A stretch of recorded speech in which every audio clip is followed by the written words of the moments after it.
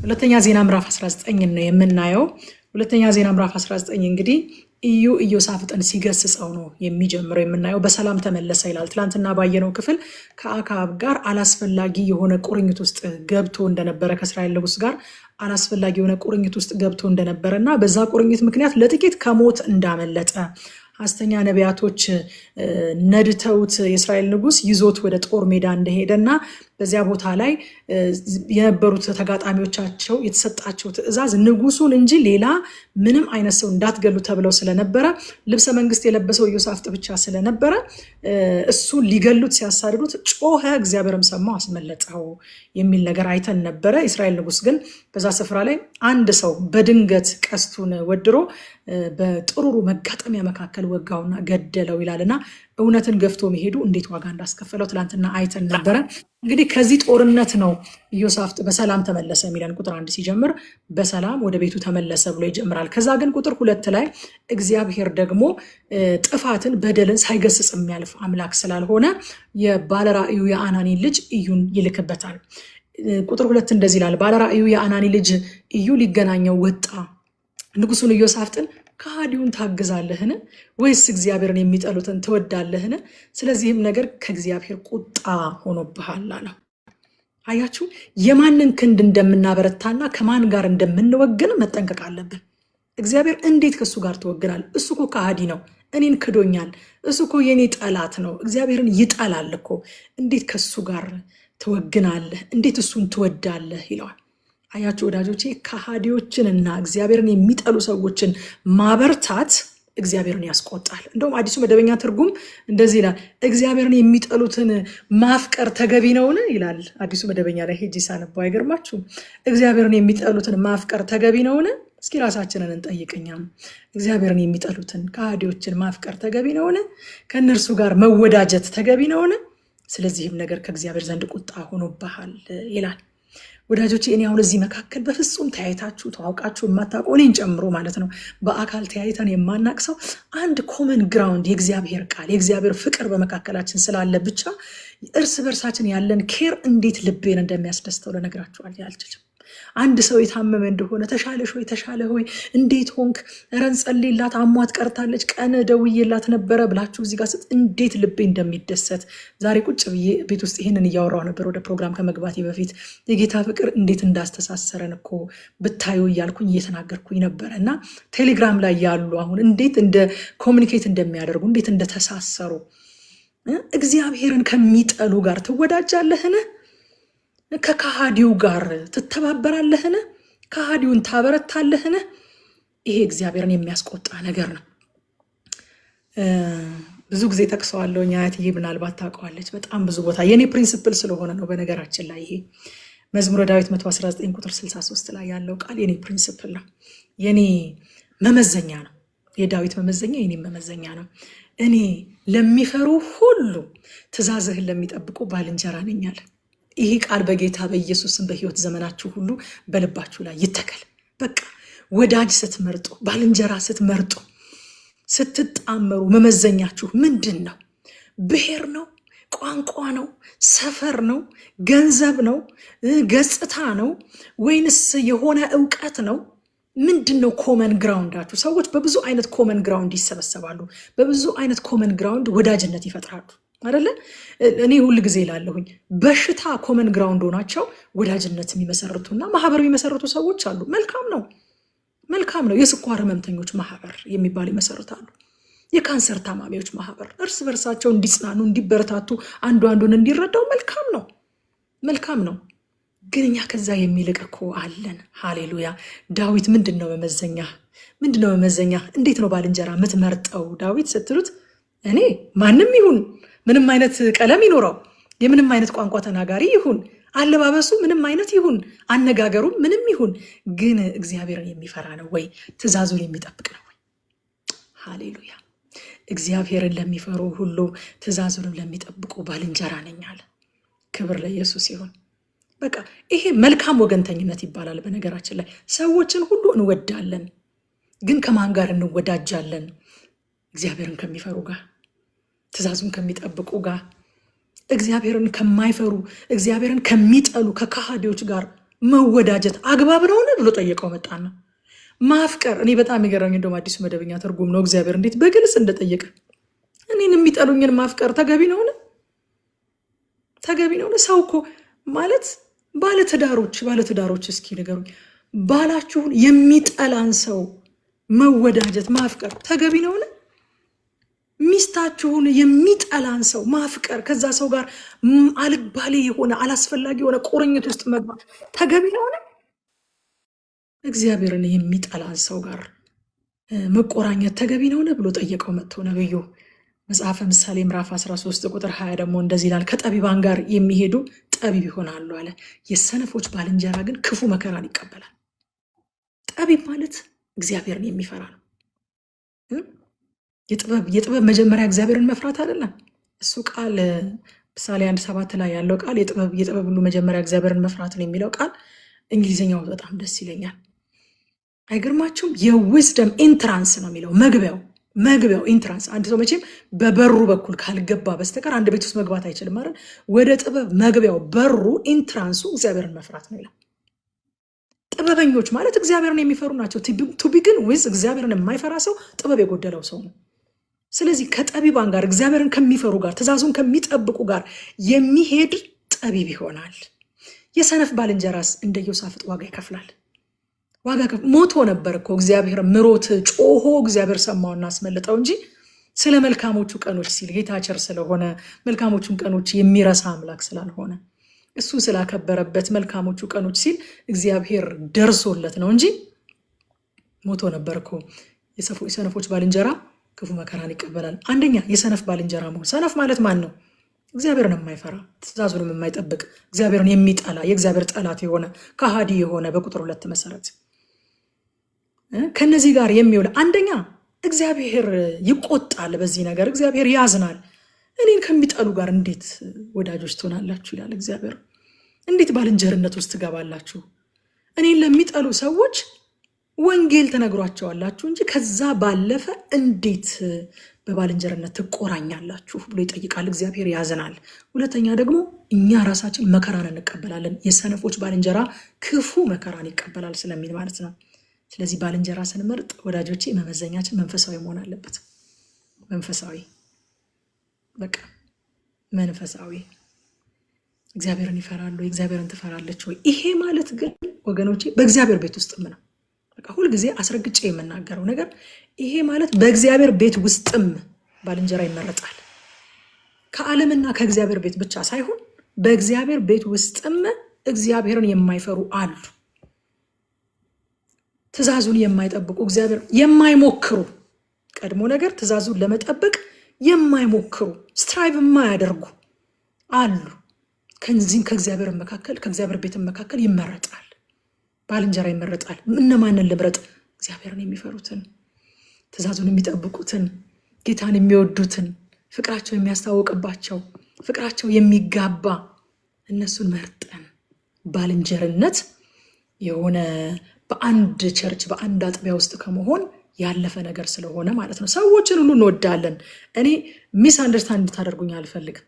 ሰዎችን ሁሉ እንወዳለን። ማንንም በስላሴ አምሳል ባሪያ ስላሴ የተፈጠረን ሰው በሙሉ የመውደድ ግዴታ አለብን። እግዚአብሔር ሰውን ሁሉ ይወዳል። ሰዎችን ሁሉ እንወዳለን። ይሄኛው ግን ቁርኝት ውስጥ መግባት ነው፣ ወዳጅነት ውስጥ መግባት ነው፣ ባልንጀርነት መመሰረት ነው። ባልንጀርነት ስትመሰረቱ ቫሊዩ ሼር ታደርጋላችሁ። ሴም አመለካከት ይኖራችኋል። የዛ ሰው መመዘኛ የእናንተ መመዘኛ እየሆነ ይመጣል። የዛ ሰው ምክር በህይወታችሁ ስፍራ እያገኘ ይመጣል። ትመክራላችሁ፣ ትመከራላችሁ፣ ትመራላችሁ፣ ትመራላችሁ። ስለዚህ ባልንጀርነት መመዘኛው መንፈሳዊ መሆን አለበት። ከዛ እግዚአብሔር ወቀሰውና ቁጥር 2 ላይ ቁጥር 3 ላይ ደግሞ ነገር ግን የማምለኪያ አጸዶቹን ከምድር አስወግደሃልና እግዚአብሔርንም ትፈልግ ዘንድ ልብህን አዘጋጅተሃልና መልካም ነገር ተገኝቶብሃል አለው። እግዚአብሔርን እንዴት ወደድኩት! እግዚአብሔር አያችሁ መልካሞቹን ቀኖች አይረሳም። ሲገስጽም ሁሉን በዜሮ አያባዛም። እግዚአብሔር እንደኛ አይደለም። ድሮም እኮ አንቺ ብሎ አይደለም የሚጀምረው። በጣም ብዙ መልካም ነገር አሳልፈው ሰዎች በጣም ብዙ የማይረሱ ቀናትን አሳልፈው ልክ ሲጣሉ እነዛን ሁሉ በዜሮ ያባዙና ድሮም የውሸት ነው የሷ ድሮም የዛን ጊዜም እንደዚህ ያለችው የእውነቷን አልነበረም።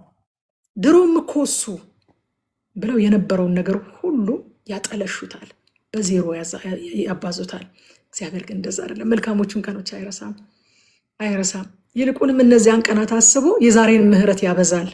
ኢዮሳፍጥ አጥፍተሃል አሉ፣ አሳዝነኸኛል። እንዴት ከኔ ጠላቶች ጋር አንተ ትፋቀራለህ? የኔን ጠላቶች ማፍቀር ተገቢ ነገር ነው?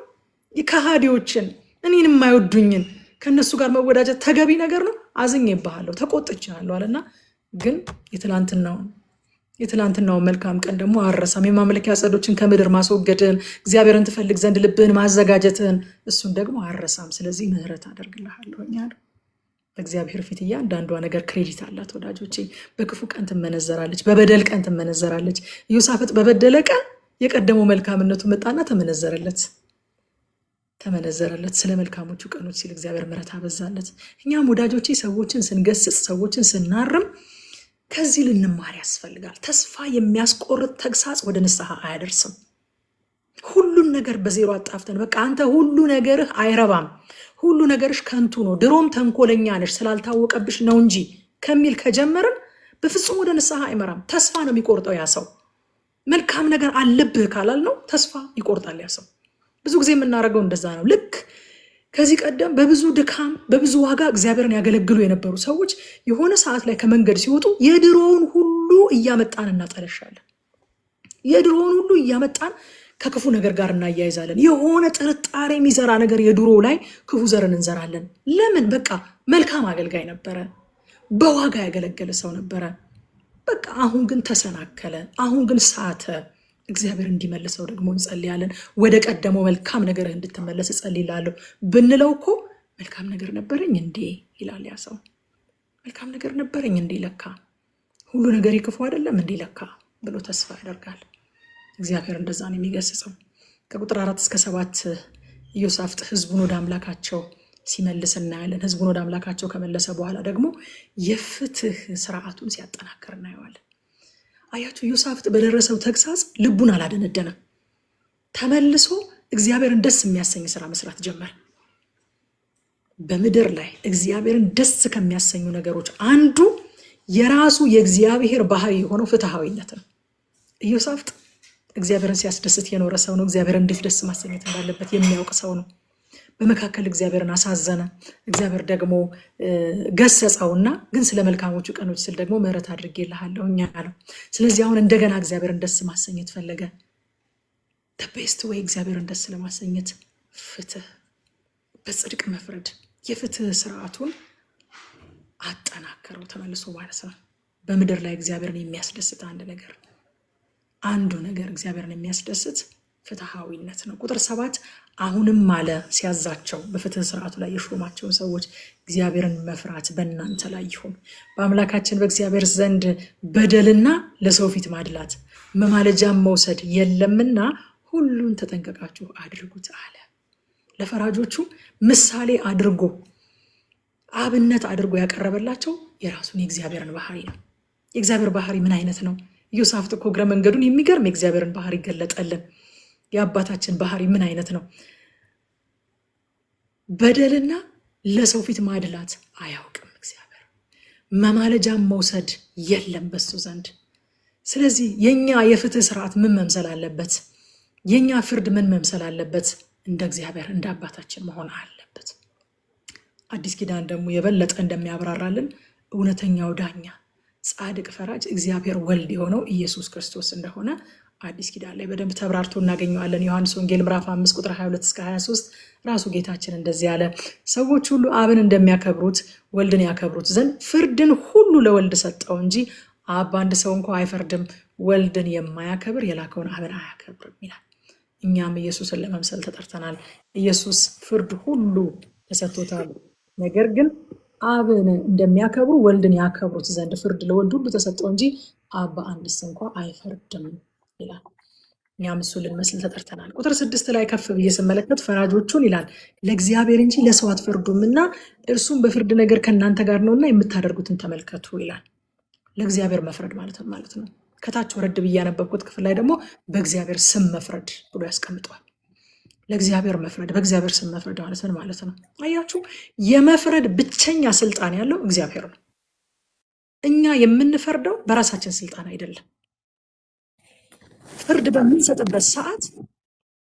ፍርድ በምንሰጥበት ሰዓት የእግዚአብሔር ወኪሎች ሆነን በእርሱ ስልጣን ነው የምንፈርደው።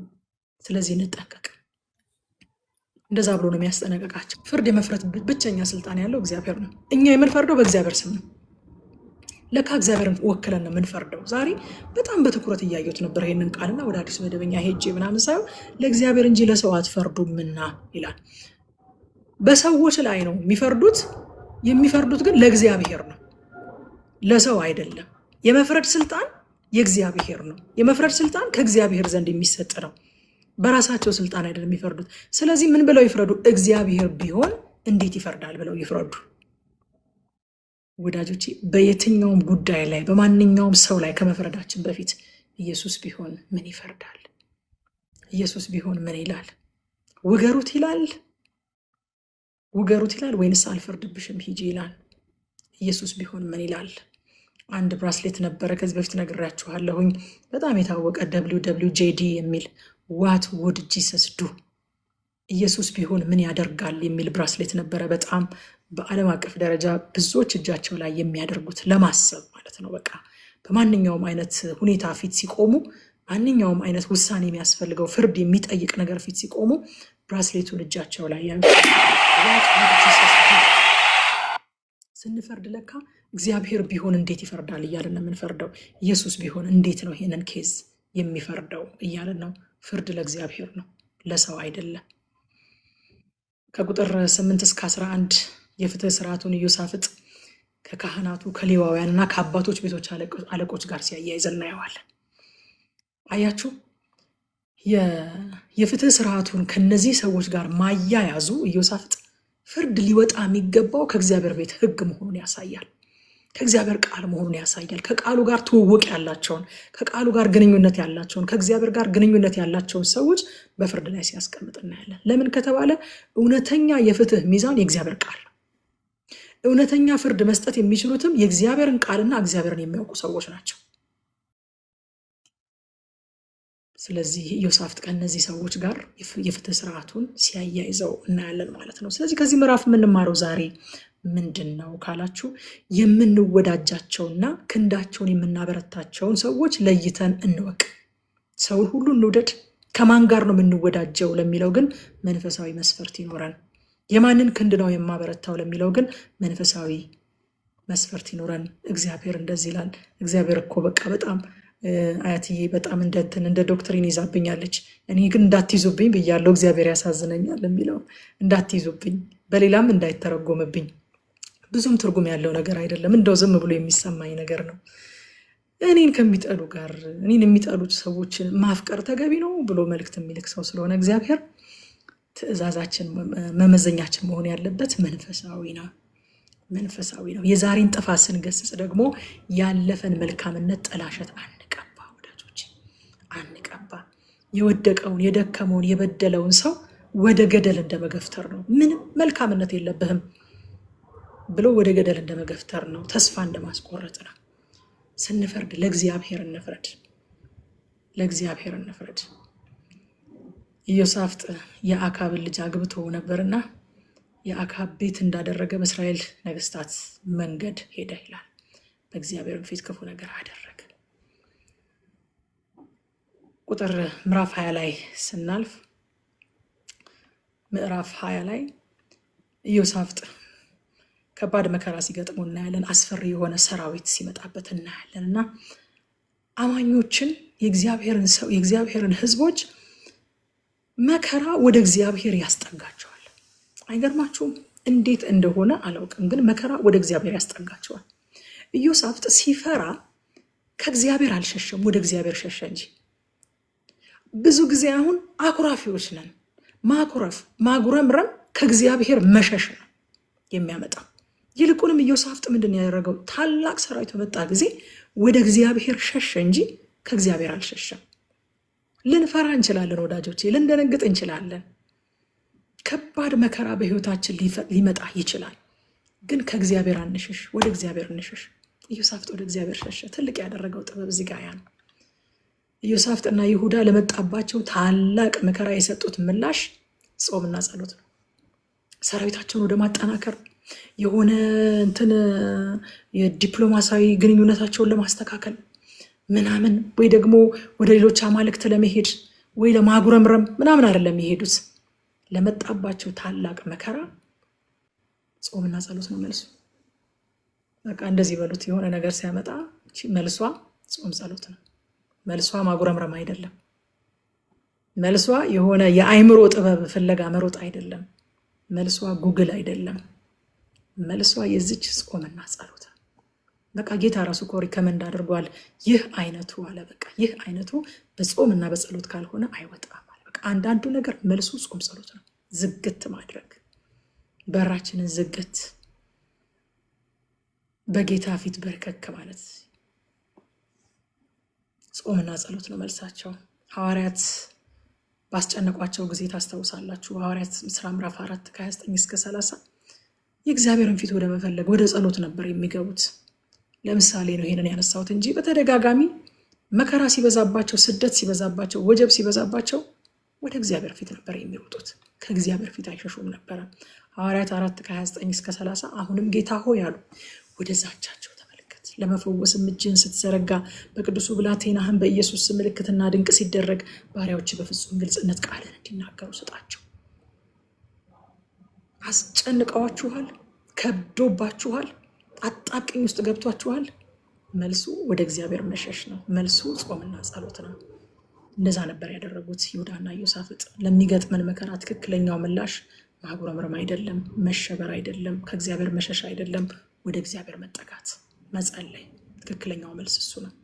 ቁጥር 6 ላይ እንዲህም አለ ይላል፣ አቤቱ የአባቶቻችን አምላክ ሆይ በሰማይ ያለህ አምላክ አንተ አይደለህምን? የአሕዛብ መንግስታትን ሁሉ የምትገዛ አንተ አይደለህምን? ኃይልና ችሎታ በእጅህ ነው፣ ሊቋቋምህ የሚችል የለም። አያችሁ፣ ኢዮሳፍጥ ወደ እግዚአብሔር እንዴት እንደሚገባ ያውቃል። ወግ አለ ወደ ንጉስ መግቢያ። ታውቃላችሁ አይደለ? እግዚአብሔር ንጉስ ነው። ወደ ንጉስ አደባባይ ዘው ተብሎ አይገባም። ንጉሱ አይፈረድልኝ ምናምን እየተባለ አይገባም ወደ ንጉስ አደባባይ። የንጉስ ታላቅነት እየታወጀ ነው የሚገባው። የችግር ትልቅነት እየተነገረ አይገባም። ሃሌሉያ! ትልቅነቱን እያወጀ ገባ። እግዚአብሔር ሆይ ጠላቶቻችን በጣም ትልቅ ናቸው፣ ጠላቶቻችን በጣም ብዙ ናቸው፣ ጠላቶቻችን በጣም ብርቱ ናቸው እያለ አይደለም የገባው። ልክ ጸሎቱን ሲጀምር የጀመረበት መንገድ በቃ ንጉስ አፕሮች የሚደረገው እንደዚህ ነው። ወደ ንጉስ የሚገባበት ወግ ይሄ ነው ወዳጆቼ። አቤቱ የአባቶቻችን አምላክ ሆይ አለ። ሃሌሉያ! በሰማይ ያለህ አምላክ አንተ ነህ፣ ሌላው ሁሉ በምድር ነው ያለው። መክብብ ላይ ጠቢቡ ሰለሞን እንዳለ እግዚአብሔር በላይ በሰማይ ነው፣ አንተ ደግሞ በታች በምድር እንዳለህ አትርሳ። ወደ እግዚአብሔር ቤት ስትገባ እግርህንም አፍህንም ጠብቅ አለ። አንተ እኮ በላይ በሰማይ ነህ፣ ሌላው ሁሉ ድሬስት ምድር ላይ እኮ ነው የሚርመሰመሰው አለ። የአሕዛብ መንግስታትን ሁሉ የምትገዛ አንተ አይደለህምን? የአምላኩን ትልቅነት እያወጀ ነው የገባው። ኃይልና ችሎታ በእነሱ እጅ አይደለም፣ በአንተ እጅ ነው፣ ሊቋቋምህ የሚችል የለም። አይ ኖ ዳት። ወደ አንተ ስመጣ ይህን በማወቅ ይህን በመረዳት ነው እየመጣሁኝ ያለሁት። ግማሽ ልቦኛ አይደለም ይችላቸው ይሆን እያልኩኝ አይደለም እየመጣ ያለሁት። የሚቋቋምህ እንደሌለ አውቄ በእምነት ነው ወደ አንተ የመጣሁት አለ። አያችሁ፣ ከጠላቶቹ ታላቅነት ይልቅ የእግዚአብሔርን ታላቅነት አስቀድሞ አወጀ። እንደዚህ ይባላል አይደለ? ለተራራህ የእግዚአብሔርን ትልቅነት ንገረው እንጂ ለእግዚአብሔር የተራራህን ትልቅነት አትንገረው ይባላል። ኢዮሳፍጥ ለተራራው የእግዚአብሔርን ትልቅነት እያወጀለት ገባ። ቁጥር 7 ሁለተኛው ስቴጅ ደግሞ አምላካችን ሆይ አለ፣ በዚህ ምድር የነበሩትን አሕዛብ ከሕዝብ እስራኤል ፊት ያሳደድክ ለወዳጅህም ለአብርሃም ዘር ለዘላለም የሰጠሃት አንተ አይደለህምን? አያችሁ፣ መጀመሪያ የእግዚአብሔርን ታላቅነት፣ የእግዚአብሔርን ማንነት፣ የእግዚአብሔርን ሁሉን ቻይነት አወጀና አንተ ሁሉን ቻዩ አምላክ ደግሞ ለወዳጅ ለአብርሃም ለዘላለም ይህችን ምድር ሰጥተሃታል። ኪዳንን ደግሞ ተናገር። ከእግዚአብሔር ታላቅነት ቀጥሎ ኪዳኑን አሳሰበ። ኪዳኑን አሳሰበ። እኛ ስላልተሰጠን ነገር አይደለም ሰልፍ እየገጠምን ያለ ነው። አንተ ስለሰጠህን ኪዳን ስለገባህልን ነገር ነው። አንተ ደግሞ ታላቅ ነህ። አንተ ደግሞ የሚሳንህ የለም። አንተ ደግሞ በሰማይ ያለህ ነህ አለ። ከዛ ቁጥር 12 ላይ አምላካችን ሆይ ያለ አንተ አትፈርድባቸውም? ይህንን የመጣብንን ታላቅ ወገን እንቃወም ዘንድ አንችልም፣ የምናደርገውንም አናውቅም። ነገር ግን አይኖቻችን ወደ አንተ ናቸው። አድሚት አደረገ። አያችሁ፣ አቅም ወዳለው አምላክ ሄደና አድሚት አደረገ። ተጋግዘን አላለም። እኛ እናንተ ተጋግዘን ይህንን የመጣብንን ታላቅ ወገን እንቃወም አላለም። እኛ አናውቅም፣ እኛ አንችልም። ያለ እርሱ ያለ እግዚአብሔር ምንም ማድረግ እንደማይችሉ አክኖሌጅ አደረገ፣ እውቅና ሰጠ፣ የእግዚአብሔርን ታላቅነት አወጀ፣ ኪዳኑን አሳሰበ። ያላንተ ደግሞ እኛ ምንም ማድረግ አንችልም አለ። ነገር ግን አለ፣ ሃሌሉያ፣ ነገር ግን አይኖቻችን ወደ አንተ ናቸው። አቅም የለንም ግን አቅም አለን። አይገርማችሁም? አቅም የለንም ግን አቅም አለን። የስጋ አቅም የለንም ግን የመንፈስ አቅም አለን። ምክንያቱም የጦር ዕቃችን ስጋዊ አይደለም። ምሽግን ለማፍረስ በእግዚአብሔር ፊት ብርቱ የሆነ የጦር ዕቃ አለ። የጦር ዕቃ የለንም ግን የጦር ዕቃ አለን። አቅም የለንም ግን አቅም አለን። አንድ ሰው እንደዚህ ያለ፣ የድል ጎዳና ርቀቱ ከጉልበታችን እስከ መሬት ያለውን ያክላል አለ። ለካ በጣም ሩቅ አይደለም። ድል በጣም ሩቅ የሚመስለን ሰዎች ከየት እስከ የት እንደሆነ ታውቃላችሁ? ከጉልበታችን እስከ መሬት ያለውን ርቀት ያክላል። ስንንበረከክ ምን እያለን ነው? አልችልም፣ አላውቅም፣ አይኖቼ ግን ወደ አንተ ናቸው እያለው ነው እግዚአብሔር። እዛን ጊዜ ድል የኛ ይሆናል። አይኖቻችን ወደ አንተ ናቸው አለ። በጣም እኮ እዩኝ የሚል ሰራዊት ከቧቸዋል። አለማየት ራሱ አይቻልም ከብዛቱ የተነሳ ይህን ታላቅ ወገን ብሎታል። አለማየት ሁሉ እስከሚከብድ ድረስ እጅግ ታላቅ የሆነ ሰራዊት ከቧቸዋል። እንደምንም ብለው ግን ምን አደረጉ? አይኖቻችን ወደ አንተ ናቸው አለ። ወደ አንተ ናቸው አይኖቻችን። ወዳጆቼ ከዚህ በፊትም ነግራችሁናል። ወደ አይናችን ያስጠጋ ነው ነገር ይተልቅብናል። ኢዮሳፍጥ ወደ አይኑ ያስጠጋው እግዚአብሔርን ስለሆነ እግዚአብሔር ተለቀበት። የሶሪያን ሰራዊት ወደ አይኑ የሚያስጠጋ ከሆነ የሶሪያ ሰራዊት ይተልቅበታል። እስኪ ተመልከቱ። አሁን ይሄ እጄ ላይ ያስኮት ሪሞት ራቅ ባደርገው ምንም ነገር አይሸፍነኝም። ወደ አይኔ ካስጠጋሁት ግን ሁሉን ነገር ይሸፍነኛል። ትንሽ እኮ ነው፣ ግን ወደ አይኔ ስለተጠጋ አይኖቼ ወደሱ ስለሆኑ ሁሉን ይሸፍነኛል። እግዚአብሔርን ወደ አይናችን እናስጠጋው፣ አይኖቻችንን ወደ እግዚአብሔር እናደርግ። ከዛ እግዚአብሔር በነቢዩ በየዝኤል የጸሎታቸውን መልስ ላከላቸው። ቁጥር 15 ብቻ ላንብበው። መልሱ በራሱ በቃ የሚታደርበት ነው፣ ግን ቁጥር 15 ላንብብ። እንዲህም አለ ይላል፣ ይሁዳ ሁሉ በኢየሩሳሌም የምትኖሩ አንተም ንጉሱ ኢዮሳፍጥ ስሙ፣ እግዚአብሔር እንዲላችኋል፣ ሰልፉ የእግዚአብሔር ነው እንጂ የእናንተ አይደለምና ከዚህ ታላቅ ወገን የተነሳ አትፍሩ፣ አትደንግጡ። እግዚአብሔር እንዴት ቸር አምላክ ነው! አንተ ፈሪ አላለውም ኢዮሳፍጥን መጥቶ። እንደኛ እኮ አይደለም እግዚአብሔር፣ እንደኛ አይደለም። አይገርምም? ሂድ አንተ ፈሪ፣ ከዚህ በፊት ከስንት ነገር እንዳስመለጥኩ እያወቅ አሁን ደግሞ እንደገና አፈራው ትላለህ አላለውም እግዚአብሔር። አዎ ታላቅ ወገን ነው አለ። ለእግዚአብሔር እኮ ታላቅ አይደለም። ኢዮሳፍጥን አይ ሂር ዩ ለማለት ነው። አይ አንደርስታንድ፣ በቃ አንደርስታንድ። በአንተ አይን ነገሩን ባየው በጣም ትልቅ ነው። አዎ እውነት ነው፣ ታላቅ ወገን ይላቸዋል። የእግዚአብሔር ቃል እኮ ሲናገር የምድር አሕዛብ ሁሉ በፊቱ በገንቦ ውስጥ እንዳለች የውሃ ጠብታ ናቸው ይላል። እግዚአብሔር እኮ ታላቅ ነው ሲል ይህንን ሰራዊት ከራሱ አንጻር አይደለም፣ ከኢዮሳፍጥ አንጻር፣ በኢዮሳፍጥ አይን አይቶት ማለት ነው። በኢዮሳፍጥ አይን አይቶት ለኢዮሳፍጥ እየታመመለት እኮ ነው እግዚአብሔር። ባለፈው ዓመት እናቴን ትንሽ አሟት ነበርና አብዛኛውን ጊዜንም ከእሷ ጋር ነበረ ሳሳልፍ የነበረው። ብዙ ጊዜ ሐዋሳ ነበርኩኝ ምናምንና በጣም ሴንሲቲቭ ሆና ነበረ። ትንሽ አሟት ነበር፣ ከበድ ያለ ነገር አሟት ነበረ። ጌታ ምሕረት አድርጎልኝ እድሜ ቀጥሎላት አስመለጣት እንጂ አሟት ነበር እና በጣም ሴንሲቲቭ ሆና መኪና ውስጥ የሚቀመጥ ይሄ ሶፍት አለ አይደል? ሶፍት ዕቃ እሱ እግሯ ላይ ወደቀ እና አመመኝ አለችኝ። እንዴት እንዳመመኝ ልነግራችሁ አልችልም። እንደማያሳምም እኮ አውቃለሁኝ፣ ግን እሷን ስላመማት እኔን አመመኝ እና ሶፍቱን አውጥቼ በወረውረው ደስ ይለኝ ነበረ። አሳመማት ብዬ ማለት ነው። እንደማያም እኮ በጤነኛ አይምሮ እረዳዋለሁ፣ ግን በቃ ተረዳኋት። እሷን በቃ ያለችበትን ሴንሲቲቭነት ተረዳኋት። ሶፍት ሲወድቅባት አመመኝ ስትል እኔም አመመኝ ለሷ ማለት ነው። እግዚአብሔር እኮ ትልቅ ነው። በምድር ያሉ ህዝቦች በሙሉ በገንቦ ውስጥ እንዳለች የውሃ ጠብታ ናቸው እኮ በፊቱ። ግን ኢዮሳፍጥ ታላቅ ወገን መጥቶብናል ሲል እውነት ነው። ኢዮሳፍጥ ታላቅ ነው ይሄ ወገን፣ ግን አትፍራ፣ ሰልፉ ያንተ አይደለም አለው። ከዚህ ከታላቅ ወገን እግዚአብሔር ታላቅ ወገን ብሎ ሲጠራቸው ኢዮሳፍጥን በቃ አንደርስታንድ አድርጌያለሁ ለማለት መሆኑን ሳስበው በጣም ልቤ ይነካኝ። አትደንግጡ አለ፣ አትደንግጡ። ሁለተኛ ዜና ምዕራፍ 16 ላይ ትላንትና ያየነው ቃል ትዝ ይላችኋል አለ። ቁጥር 9 ላይ እግዚአብሔር ልቡ በእርሱ ዘንድ ፍጹም የሆነውን ያጸና ዘንድ ዓይኖቹ በምድር ሁሉ ይመለከታሉና የሚለው ቃል ልቡ በእርሱ ዘንድ ፍጹም የሆነውን ያጸና ዘንድ እግዚአብሔር ዓይኖቹ በምድር ሁሉ ይመለከታሉ። የእግዚአብሔር ዓይኖች በምድር ዙሪያ የሚያማትሩት የማይፈሩ፣ የማይደነግጡ፣ የማይሳሳቱ የሚችሉ ሰዎችን ፍለጋ ሳይሆን ሲፈሩ ወደሱ የሚሸሹና በእርሱ የሚታመኑትን ፍለጋ ነው የእግዚአብሔር ዓይኖች በምድር ላይ የሚያማትሩት።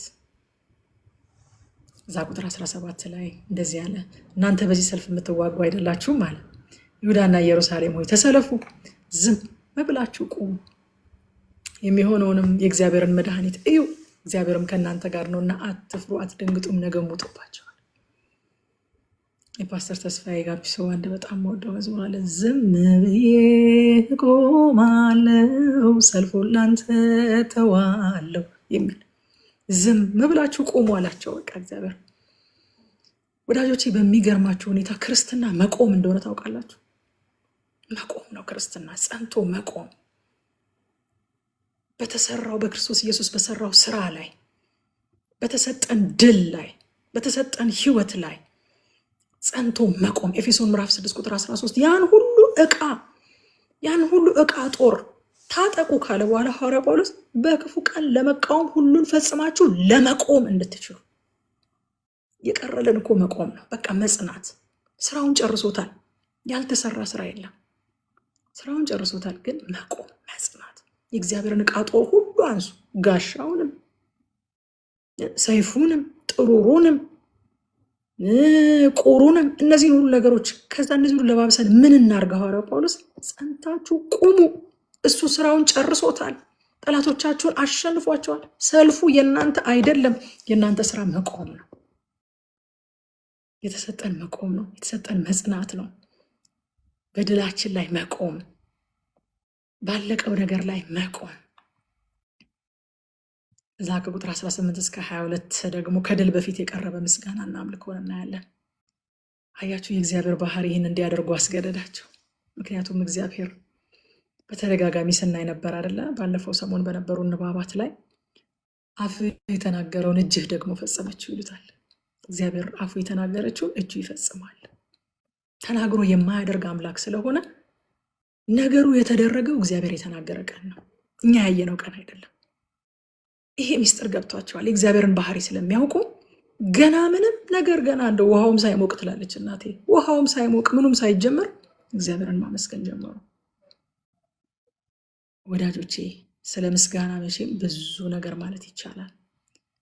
ግን አንድ ሁለት ነገር ብቻ ልበላችሁ። ምስጋና ለእግዚአብሔር ወደ ህዝቡ የሚመጣበት ድልድይ ነው። ነግራችኋለሁ። ይሄ ቃል እንዴት ልቤ ውስጥ እንደገባ ራሱ አንድ ጊዜ ዶክተር ማሙሻ ፋንታ ሲያስተምረን ነው ይህንን ቃል ሲናገር የሰማሁት። ማዳንን ምስጋናን የሚሰዋ እሱ ያከብረኛል፣ የእግዚአብሔርን ማዳን ለእርሱ የማሳይበት መንገድ በዚህ አለ የሚለውን ቃል እያስተማረን መንገድ የሚለው ድልድይ ነው። ለካ እግዚአብሔር ማዳኑን ለማሳየት ወደዛ ሰው ጋር የሚመጣበትን ድልድይ ይዘረጋለታል። ምስጋና ማለት እስራኤላውያን እንደዛ እያደረጉ ነበር። ይሁዳ እንደዛ እያደረገ ነበረ። ሲያመሰግኑት እግዚአብሔር ወደ እነሱ የሚመጣበትን ድልድይ ዘረጉለት። መዝሙር 18 ቁጥር 3 ደግሞ ምስጋና የሚገባውን እግዚአብሔርን እጠራለሁ ከጠላቶቼም እድናለሁ ይላል። ምስጋና የሚገባውን እግዚአብሔር። መዝሙር 100 ቁጥር 4 ደግሞ ወደ ደጆቹ በመገዛት ወደ አደባባዮቹ በምስጋና ግቡ፣ አመስግኑት፣ ስሙንም ባርኩ ይላል። ዳዊት መቼም ስለ ምስጋና ተናግሮ አይጠግብም። ቅድም ብያቸዋለሁ። ንጉሥ አፕሮች የሚደረግበት ወግ አለ። ወደ ንጉሥ አደባባይ የሚገባበት ወግ አለ። በቃ የነገስታትን ታሪክን ማንበብ በጣም ነበረ የምወደው ድሮ። አሁን እንደዚህ መጽሐፍ ቅዱስ ሳነብ ብዙ ጊዜ ቢዚ የሆንኩኝ ሌሎች መጽሐፍትን ማንበብ ተውኩኝ እንጂ ባልተውም ደስ ይለኝ ነበረ። ባነብ ጊዜ ቢኖረኝ ባነብ በጣም መርጣለሁኝ እና የነገስታትን ታሪክ ምናምን ማንበብ ወዳለሁኝ እና በማነብበት ሰዓት እንዴት አፕሮች እንደሚያደርጓቸው እንዴት ትሬት እንደሚያደርጓቸው ከንጉስ ጋር ያለ ግንኙነት ምን እንደሚመስል ማንበብ በጣም ደስ ይለኝ ነበርና ወግ አለው ለካ ንጉስ አፕሮች የሚደረግበት ወደ ንጉስ አደባባይ የሚገባበት። ዳዊት እንደዚህ ያለ በመገዛት ነው የሚገባው አለ። ወደ ደጆቹ በመገዛት ነው የሚገባው። ወደ አደባባዮች ውስጥ በምስጋና ነው የሚገባው። በምስጋና ይሄ ቦታ አንድ እንግሊዝኛ ትርጉም ይላል with the password ይላል with the password of thanksgiving ይላል። በምስጋና የሚስጥር ቁልፍ ግቡ። አሁን ወደ እኔ ስልክ ውስጥ ለመግባት የኔ ስልክ ሚስጥር ቁልፍ አለው። ያን የሚስጥር ቁልፍ ማወቅ ያስፈልጋል። አውቃችሁ ማስገባት አለባችሁ አይደል? ወደ እግዚአብሔር አደባባዮች ለመግባት ፓስወርዱ ሚስጥር ቁልፉ ምስጋና ይባላል። ወደ አደባባዮቹ በምስጋና ገቡ፣ አመስግኑት፣ ስሙንም ባርኩ ይላል። ስናመሰግን ወዳጆቼ ጠላታችን የእግዚአብሔርን ኮቴ ስለሚሰማ ሳንወጋው ስፍራ መልቀቅ ይጀምራል።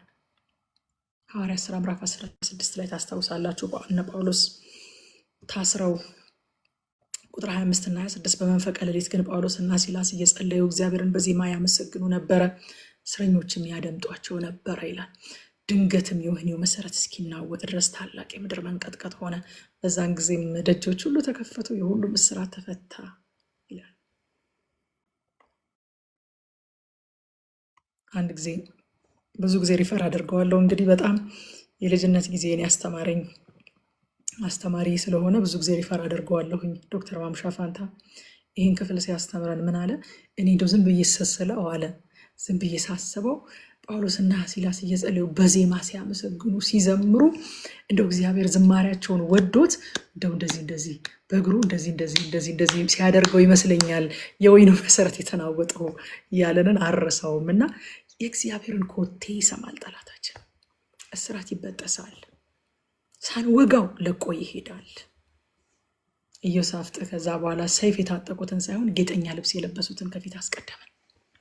ጌጠኛ ልብስ የለበሱትን ምን አይነት ይሄ አሁን የዓለም ሲስተም እንዴት አድርጎ ኤክስፕሌን ያደርገዋል? ይሄንን ነጫጭ ልብስ የለበሱ ቆንጆ ጌጠኛ ልብስ የለበሱ መዘምራንን ከፊት አድርጎ ወደ ሰልፍ መውጣት ስንት አይነት አሰላለፍ እያለ ሰይፍ የታጠቁ እያሉ ፈረሰኞች ሰረገለኞች እያሉ እግረኞች እያሉ ስንት አይነት አሰላለፍ እያለ ኢዮሳፍጥ ግን መንፈሳዊ አሰላለፍን መረጠ። ጌጠኛ ልብስ የለበሱትን ከፊት አስቀደመ። ቸር ነውና ምሕረቱ ለዘላለም ነውና እግዚአብሔርን አመስግኑት እያሉ የሚዘምሩትን ጌጠኛ ልብስ የለበሱትን ከፊት አስቀደመ ይላል።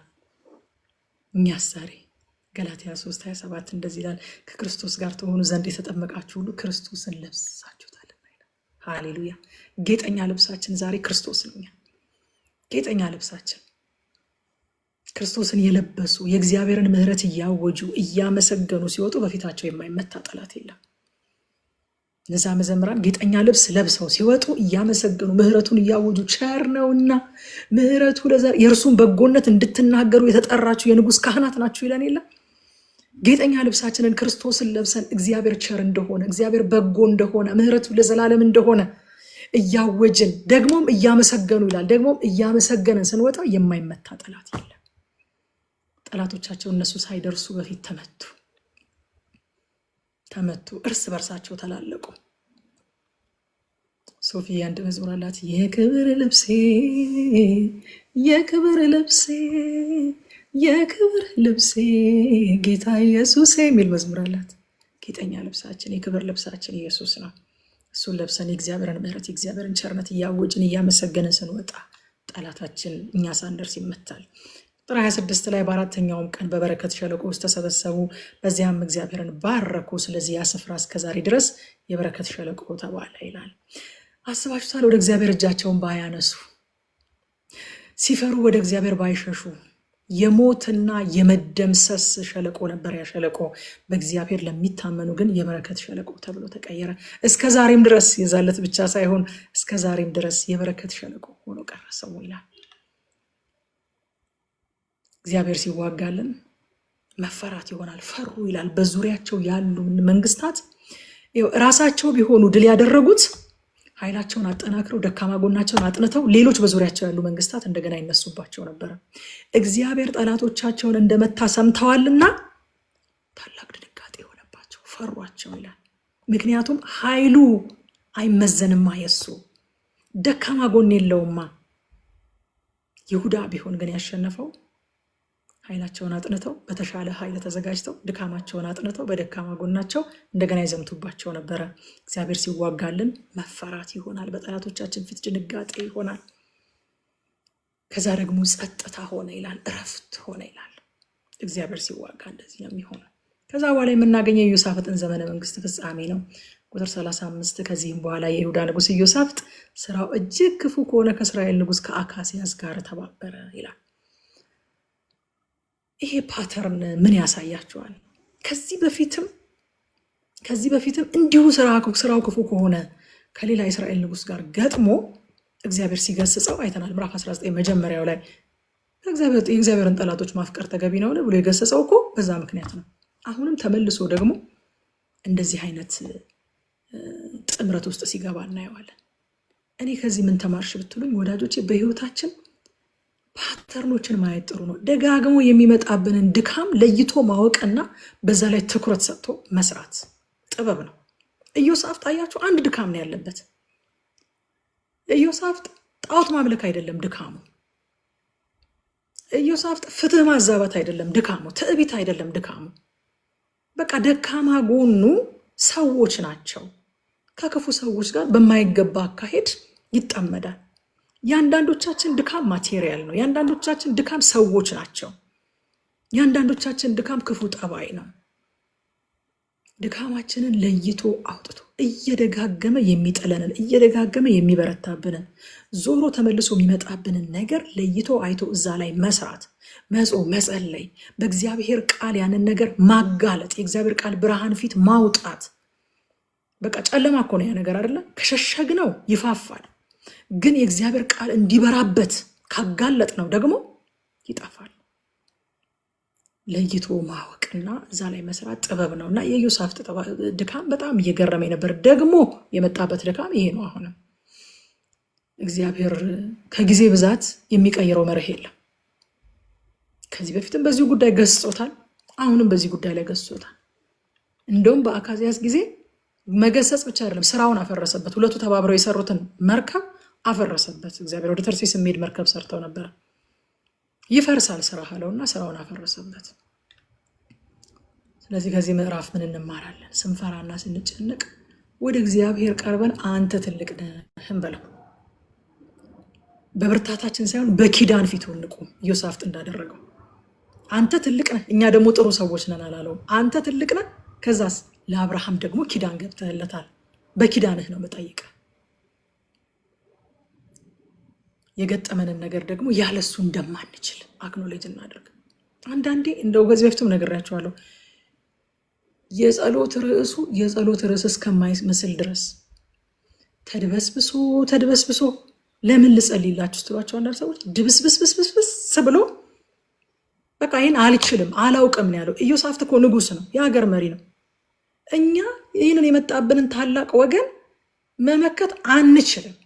እንኳን መመከት ቀርቶ ምን ማድረግ እንዳለብን ራሱ አናውቅም። አክኖሌጅ አደረገ። ያላንተ ምንም ማድረግ አንችልም፣ ነገር ግን አይኖቻችን ወደ አንተ ናቸው። ከዛስ እንደ ኢዮሳፍጥና እንደ ይሁዳ በእምነት እናመስግነው እግዚአብሔርን። ጌጠኛ ልብሳችንን ክርስቶስን ለብሰን ምሕረትና ቸርነቱን እያወጅን በምስጋና ጸንተን እንቁም። በሚደጋግመን ድካም ላይ ትኩረት ሰጥተን እንስራ። አንድ ቁልፍ ቃል እናገኛለን አይደለ? ብዙ ጊዜ ጸሎት ላይ የምንጠቅሰው ሰልፉ የእግዚአብሔር ነው። አያችሁ፣ ሰልፉ የእግዚአብሔር ነው የሚለው ትንቢታዊ ቃል ግን ሙሉ ፍቺውን ያገኘው ምዕራፍ 21 ላይ የይሁዳ ንጉስ ኢዮራምን ነው የምናገኘው። የኢዮስያስ ልጅ የሆነውን ኢዮራምን እናገኘዋለን። ኢዮራምን እንግዲህ የበኩር ልጅ ስለሆነ ብቻ ነው ያነገሰው ኢዮስያስ። እግዚአብሔር ግን እንደዛ አይደለም የሚያደርገው አይደለም። ዳዊት የበኩር ልጅ አልነበረም። ሰለሞን የበኩር ልጅ አልነበረም። እግዚአብሔር ልብን አይቶ ነው እንጂ ፖዚሽንን አይቶ ብኩርናን አይቶ አልነበረም ንግስናን የሚሰጠው። ኢዮስያስ ግን የበኩር ልጁ ስለነበረ ኢዮራምን አነገሰው። ኢዮራም ንግስናው የጀመረው እንደ አባቱ ለመንፈሳዊ ነገር ቅድሚያ በመስጠት አይደለም። ኢዮስያስ ንግስናን ሲጀምር አይተናል አይደለ? መጀመሪያ ለመንፈሳዊ ነገር ቅድሚያ ሰጠ። ከዛ ተሐድሶን ከራሱ ጀመረ። በውጭ ያሉትን ውሸቶች፣ የጣዖት አምልኮችን አጠፋ። ከዛ እውነተኛውን አምልኮተ እግዚአብሔር እንዲያስተምሩ ደግሞ መምህራንን አሰማራ። ከዛ በኋላ ነው ስለ ሰራዊቱ ያሰበው። ኢዮራም ግን እንደዛ አላደረገም። ጀስት በኩር ስለሆነ መጥቶ የተቀመጠ ልጅ ነውና ቁጥር 4 ላይ ኢዮራምን በአባቱ መንግስት ላይ ተነስቶ በጸና ጊዜ ወንድሞቹን ሁሉ ሌሎችንም የእስራኤል መሳፍንት በሰይፍ ገደለ። በነገራችን ላይ ፈሪ ነው እንደዚህ የሚያደርገው። ከሟች ይልቅ ገዳይ ፈሪ እንደሆነ ታውቃላችሁ አይደለ? ገዳይ በጣም ፈሪ ነው። የኢዮራም አመራር ከእምነት ሳይሆን ከፍርሃት የተነሳ ስለሆነ ገና ለገና ይቀናቀኑኛል ብሎ የሚያስባቸውን ሰዎች አስቀድሞ በመግደል ነው አመራሩ የጀመረው። ጌታችን ግን እንደዛ አይደለም። ዮሐንስ ወንጌል ምዕራፍ 10 ቁጥር 11 መልካም እረኛ እኔ ነኝ አለና መልካም እረኛ ነፍሱን ስለ በጎቹ ያኖራል ይላል። አያችሁ፣ ጌታ መንግስቱን የመሰረተው ስለ ሌሎች ህይወቱን አሳልፎ በመስጠት ነው እንጂ የሌሎችን ህይወት በመንጠቅ አይደለም። ቁጥር 6 ላይ ከዛ እንደዚህ ይላል፣ የአካብን ልጅ አግብቶ ነበርና የአካብ ቤት እንዳደረገ በእስራኤል ነገስታት መንገድ ሄደ፣ በእግዚአብሔርም ፊት ክፉ አደረገ ይላል። በጣም በተደጋጋሚ ስላየነው ይህን ክፍል አልመለስበትም። ጋብቻ አምልኮን በጣም ይወስናል፣ ይቀርጻል። ማንን እንደምናመልክ እንዴት እንደምናመልክ ጋብቻ በጣም ይወስናል። የአካብን ልጅ አግብቶ ነበርና ብሎ እንደ ምክንያት ነው የሚያስቀምጠው የእግዚአብሔር ቃል።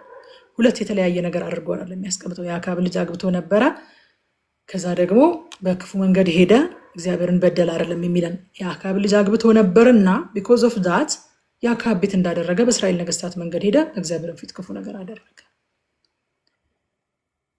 ከዛ በኋላ ኢዮራም እግዚአብሔርን ስለተወ ኤዶሚያስና ልብና ከእጁ ወጡ፣ አይገብሩለትም። በቃ አመለጡት። እግዚአብሔርን መተው የኪሳራ መንገድ ነው ወዳጆች። ከቁጥር 12 እስከ 15 ባለው ክፍል እግዚአብሔር የተግሳጽን ማስጠንቀቂያ መልእክት ላከበት። በጣም ገረመኝ። የእግዚአብሔር ምህረት፣ የእግዚአብሔር ትዕግስት በጣም አስገረመኝ። ወንድሞቹን በግፍ ለገደለ፣ የአክዓብን ልጅ ላገባ፣ በእስራኤል ነገስታት መንገድ ለሄደ፣ በእግዚአብሔር ፊት እጅግ ክፉ ነገር ላደረገ፣ በይሁዳ ተራሮች ላይ መስገጃዎችን ሰርቶ ህዝቡ እንዲያመነዝሩ ላደረገ፣ ይሁዳን ላሳተ ሰው ሁለተኛ እድል ለመስጠት እግዚአብሔር ተግሳጽን ላከበት። በጣም ብዙ ጊዜ ተነጋግረናል። ተግሳጽ ካለ ሁልጊዜ ሁለተኛ እድል አለ። እድል ከሌለ እግዚአብሔር ዝም ነው የሚለው።